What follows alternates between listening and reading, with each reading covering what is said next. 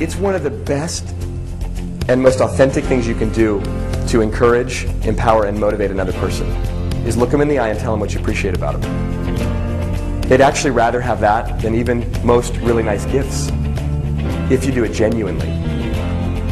But what if we put more attention on what was good, what was working, what we appreciated, what we liked, and a little less attention on what we didn't and what wasn't working so well?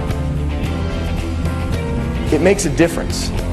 I see this day in and day out in the work that I do. People are starving for acknowledgement, starving for it.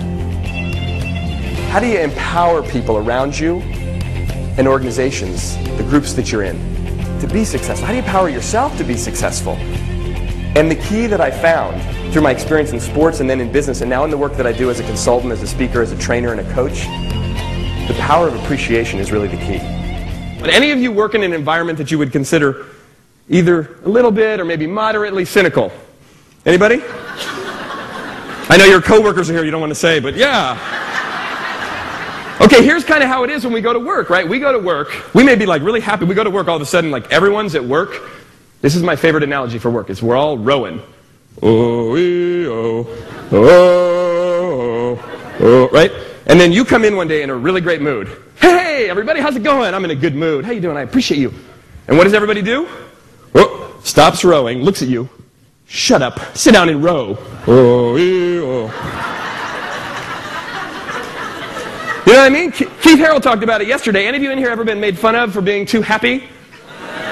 Yeah. What is up with that? Mike Robbins is an expert in teamwork, communication, and the power of appreciation. Through his keynotes and customized seminars, he inspires people to work together effectively, appreciate themselves and others, and communicate in a supportive, positive way. As a standout baseball player at Stanford University, Mike helped lead his team to the College World Series. He was voted the team's most inspirational player because of his passion and leadership both on and off the field. Mike played baseball professionally with the Kansas City Royals until an injury to his pitching arm cut his career short. Using his impressive background, his personal story of adversity and success, his fun and engaging style, and his experience as a business coach, Mike empowers his corporate and association audiences to reach new levels of success. Individuals and teams within your organization will learn specific tools and techniques to become more productive, positive, and effective. So there I am, right? Sitting, arm in the ice bucket, listening to the minister tell this story about Willie Mays. Something about the story really touched me. And I actually started to cry. So you get the scene, right? I'm in the locker room with all my teammates, and I'm crying. And I'm doing one of those, you ever do it, you know, where you start to cry, and it's like not the right place to cry, and you're kind of doing the, oh, I got a cold, you know. Sorry, it was doing that, but I couldn't play it off. I started to cry. And the reason that I did was because something about that story really spoke to me about what was going on in my life right then. Now, although I was clearly not Willie Mays, I realized the courage it took for him to continue to go on and persevere. And I started to think about myself. And there I was, 23 years old. I'd played baseball since I was 7. Lots of ups, lots of downs. I had made it to that point. And sitting there, right there, staring down what I kind of looked at as the barrel of the gun called, "You're not going to make it." Because I had a feeling that was probably going to be it for me with my arm injury. I had this weird sense of pride and appreciation for myself for what I'd accomplished. And I realized something really important about personal success and team success in that moment. And that is how important appreciation is and how lacking it is in so many places. Now I did I saw the doctor the next day.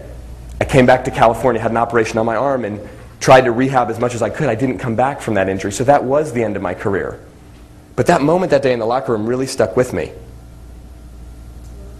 And then I went and got into the real world, right? I got a job. I was working for a couple of internet companies, and I figured, oh, of course, this will be different.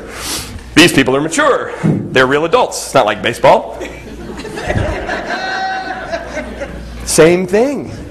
In the middle of the dot-com boom, everybody's making money and complaining. griping, oh, how come our stock price isn't here? Why don't we do that? What's going on? We should be better. Same kind of thing. And I couldn't figure it out because even the people that seemed successful didn't really seem to appreciate it very much.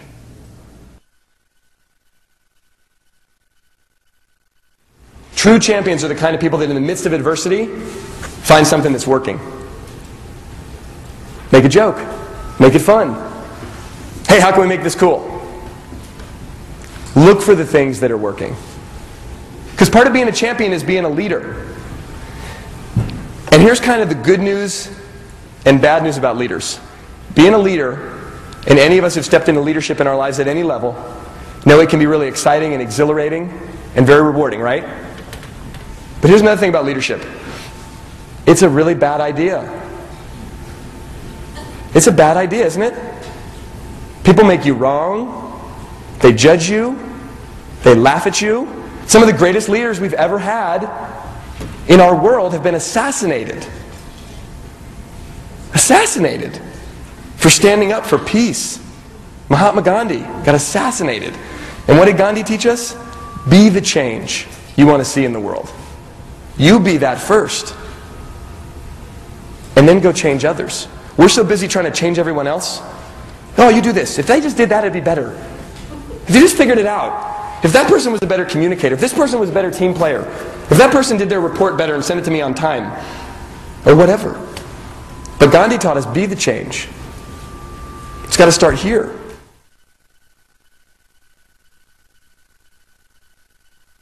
I'm sitting over here, not saying a word, just looking at the agenda. Number 6 just says Mike Robbins.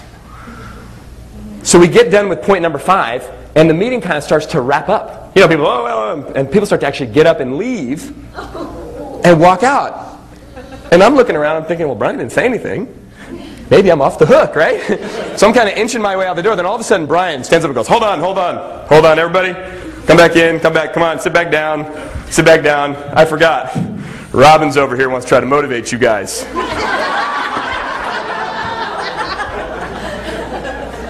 That was my big intro. Way to go, Brian. Thanks, man. So now everyone kind of sits back down begrudgingly, and I pop up out of my seat. And I start saying things. I don't know what I started to say. My heart is like about to jump out of my chest. Well, guys, I've been thinking, what if we work together better and help each other out and appreciate each other and work like a team? Wouldn't that be great? Nothing. Not a peep.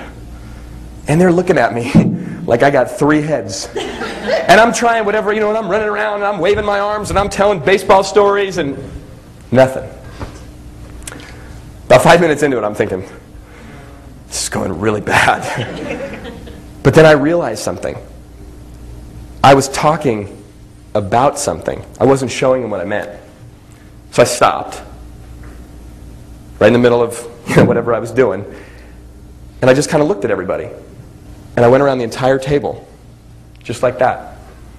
Honest, from my heart, whatever I wanted to acknowledge or thank them for.